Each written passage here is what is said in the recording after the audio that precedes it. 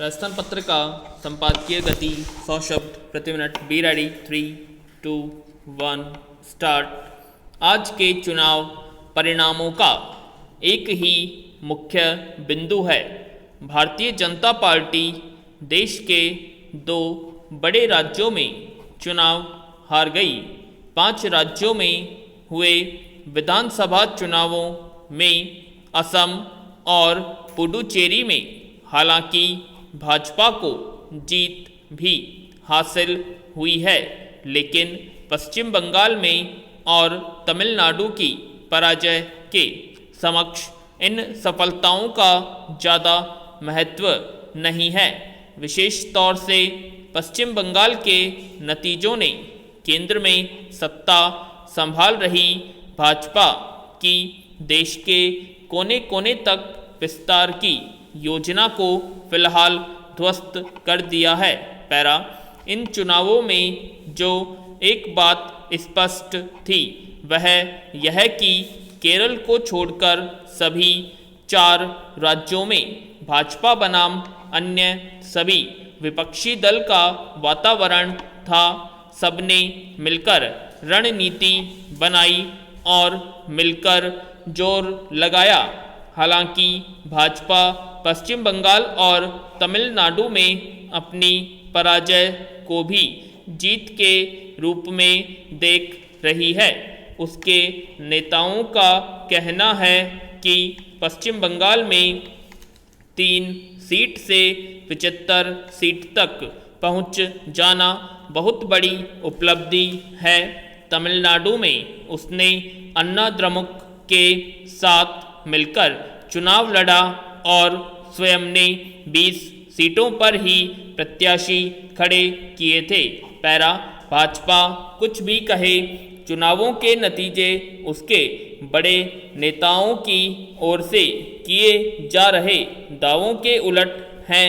पश्चिम बंगाल और तमिलनाडु में चुनाव जीतने वाले तृणमूल कांग्रेस और द्रमुक भले ही जीत का श्रेय स्वयं लें, पर कुछ कारण ऐसे भी रहे जिन्होंने भाजपा और उसके सहयोगी दलों को सत्ता से बाहर रखने में बड़ी भूमिका निभाई।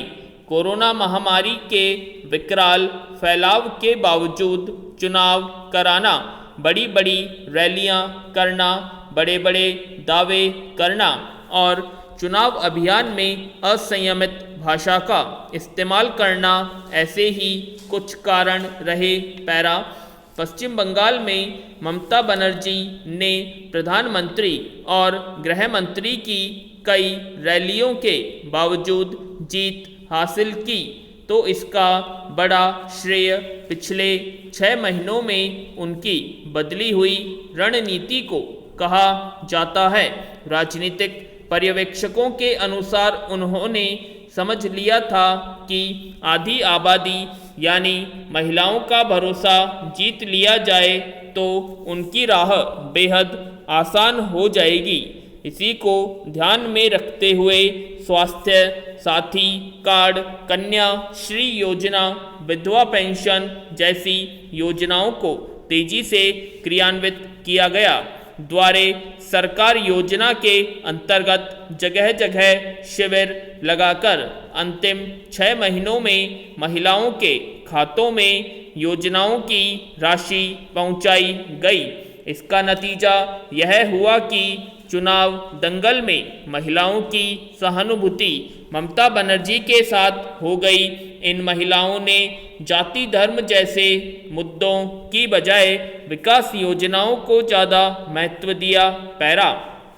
इससे पहले ममता बनर्जी ने सभी विपक्षी दलों को भाजपा के खिलाफ एकजुट किया। कांग्रेस ने तो लगभग अपने आप को मैदान से हटा लिया। कांग्रेस और वाम दलों को जाने वाले अल्पसंख्यक मत एकजुट होकर तृणमूल कांग्रेस को मिले।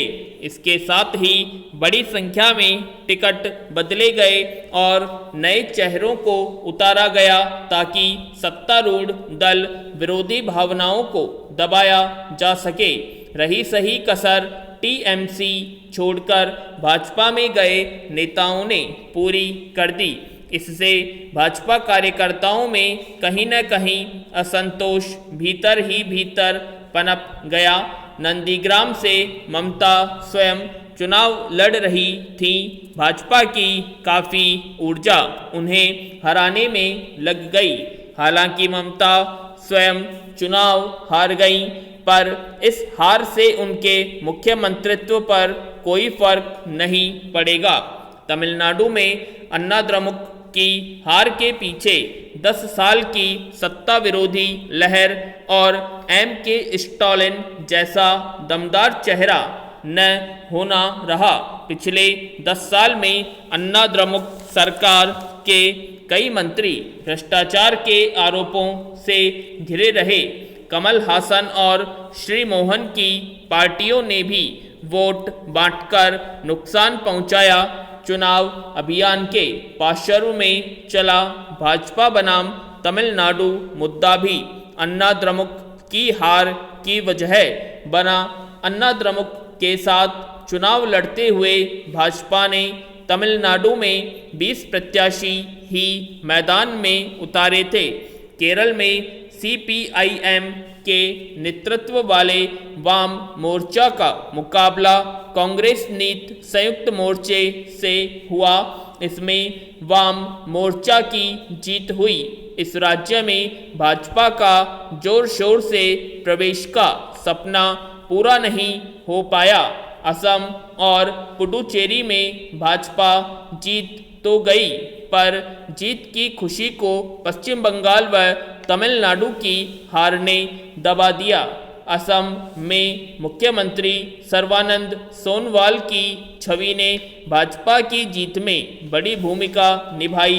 पैरा परिणामों का एक पहलू यह भी रहा कि बड़े राजनीतिक दलों पर क्षेत्रीय शत्रप भारी पड़े।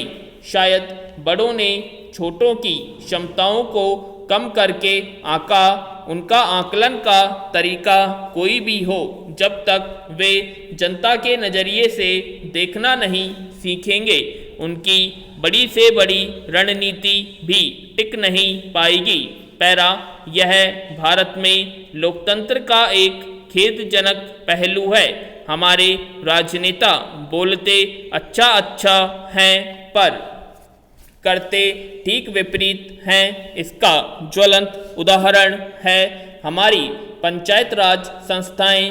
तमाम घोषणाओं, संकल्पों और वादों के बावजूद अब तक इन संस्थाओं के हाथ अधिकारों के नाम पर झुनझुनों से ज़्यादा कुछ नहीं थमाया गया है। पैरा आज़ादी के 74 साल बाद आज कोरोना महामारी ने हमें एक बार फिर मौका दिया है कि ठेठ ग्राम स्तर पर काम करने वाले पंच, सरपंच आदि जनप्रतिनिधियों को साथ लिया जाए। कोरोना आज तेजी से गांवों में भी पसर रहा है। सांसद और विधायक जैसे बड़े जनप्रतिनिधियों की परीक्षा हो चुकी है। ऐसे ज़्यादातर जनप्रतिनिधि आज जनता को भगवान भरोसे छोड़कर मैदान से लापता है। पंचायती राज के जनप्रतिनिधि हमेशा जनता के बीच उनके साथ रहते हैं, उनके सुख दुख में बराबर हिस्सा लेते हैं। हो सकता है कि उन्हें कुछ अधिकार दे दिए जाएं, तो वे जनता को इस महामारी के संघर्ष के लिए न सिर्फ तैयार कर दें, बल्कि परास्त कर दें। पैरा कोरोना महामारी ने महानगरों में काम करने वाले लाखों श्रमिकों को अपने गांव में लौटने को मजबूर किया। अब पंचों, सरपंचों को समझ में नहीं आता कि बिना अधिकारों, बिना साधनों के वे कैसे इनकी मदद करें। वे चाहकर भी अपने गांवों में ऐसे इंतज़ाम नहीं कर पाते कि संकट के दौर में ग्रामीणों को वही रोजगार मिल जाए, वही स्वास्थ्य की देखभाल हो जाए। और वही स्थानीय आवश्यकता के अनुरूप कुटीर उद्योग स्थापित हो जाएं। नतीजतन हर छोटी मोटी ज़रूरत के लिए शहर जाना मजबूरी बन जाता है। पैरा, राजस्थान में ग्राम पंचायत स्तर पर कोर कमेटियां जरूर बनाई गई हैं, पर उनका अध्यक्ष बड़े स्कूलों के प्रधानों को बना रखा है। इससे जनप्रतिनिधियों का जो सहयोग मिलना चाहिए वह नहीं मिल पा रहा है। पूर्ण विराम।